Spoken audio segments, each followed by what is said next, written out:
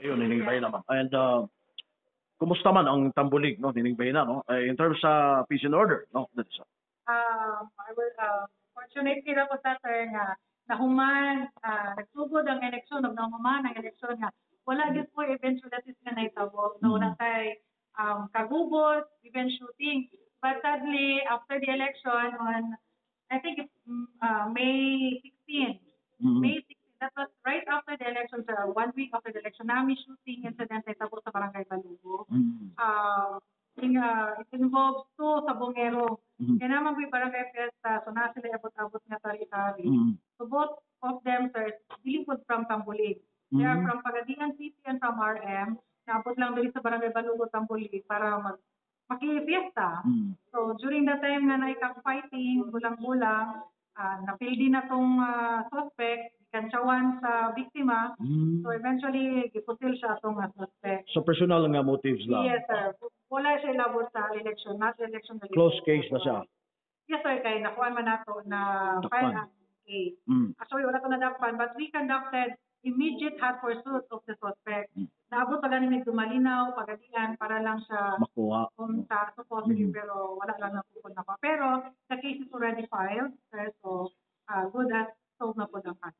Okay. Identify man nato ang suspect. Okay. Ito sa mga 8 focus crimes ninyo? Kana lang po na mong 8 focus crimes. Kana lang katong murder, no? Murder. Yes, sir. For the period, January makodrin ng Isola Chief of Police, until now, morag po na mong isang 8 focus crimes. Aside from atong na-recover na mga car ng vehicle from Bacolod, na nakuha po na mong drug. How about sa traffic? Kumusta man din mga traffic incidents? We have some, sir, sa una, before pa sa election, may mga isa in 1 month. Pero as of now, sir, wala na yun. Most especially nga, so naman po, sir, ang atong fixed checkpoint is only in the boundary. Kung particular ka sa Tambulig, karon kung makita nimo, sir, na natay fixed checkpoint dira sa ubos. Sa sentro, no? So, from boundary, among gibutan ka another checkpoint. So, it helps a lot, sir. It helps a lot for police visibility nga naana dira atong checkpoint. Makita na nila, and not only makita, ma-feel na nila nga there indeed na ay police sa Tambulig. Napoy magbadlong, labi na kusog padagan. Yes, sir. Unang ginakuha. And asa sa among mga activity day karon, sir, actually, I believe na kami na pagdabuhat sa Tambulig MPS. I organized one team, including myself as a team leader. So, puro mi nakamotor sa Ikel, sir. And then we will go roaming around the barangay, tanan, sir, ang mga tuon, para makita sa mga tao sa Tambulig na naday police. Visibility, good. Yes. Aside from that, amos lang istoryahon, mapili lang nga namin. Kung na may makita nga, dili angay kung anong sa amo kung badlong. Okay, no, so kung sa motorcycle patrol. Motorcycle, sir. By myself, sir. One Okay. team. Then, full battle gear, give me, sir. One team yung nakamotor. Unlike ito sa uban ka, patrolling lang tao. Yeah, This time, sir, ako ginabuhat, nakamotor, give me, para makita give nila nga, naging police, and then, magpa-feel give me sila nga, nakagib me. So, it helps a lot. It helps a lot, sir, nga. Katong mga would-be criminals, magdaduha na sila o imo krimen, kay knowing nga, nagide police nga gasiligo nga niya. Gawas sa nimo dabay gawas sa Tambulig nga MPS, mga augmentation nga PNP ni uban yun. We have, sir, from mobile forces, but pero provincial first or first mobile forces, pero karon sir amuha na sila. Okay. Dili na sila ibalik sa mobile force. I have 11 personnel nga nadungag nato diri karon sa Tambulig, pero tatuan na sila, sir. Dili na sila ikon na augmented. Okay, so nahapsay, no, ang makatabang yun ang visibility sa police in terms sa peace and order. And most specifically, sir, nga napod tayo support from our LGU, sir.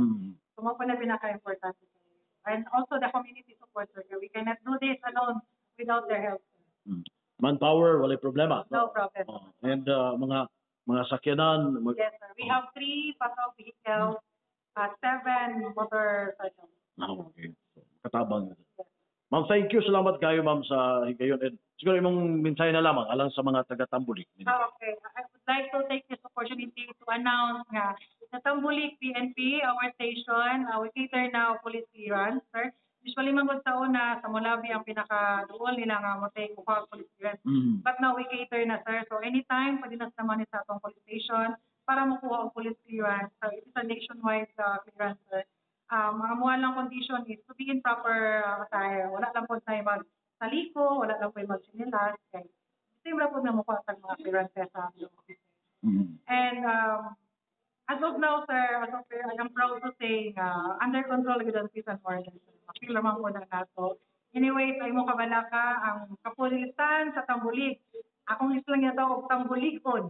Ligon nga kapulisan sa Tambulig. We are ready always to serve, sir, to protect the community of the Tambulig. Also, the neighboring mga municipalities, sir, not only the Tambulig. Naara inyong kapulisan, ready nga mo responde, ready nga mo tabang, mo protect sa inyo. And rest assured nga peace and order sa Tambulig. Ma-maintain na to, sir, until sa December. Okay. Thank you, Police Major Giselle Cabarubias Jr. at ang Officer Chief of Police sa Tambulig Municipal Police Station.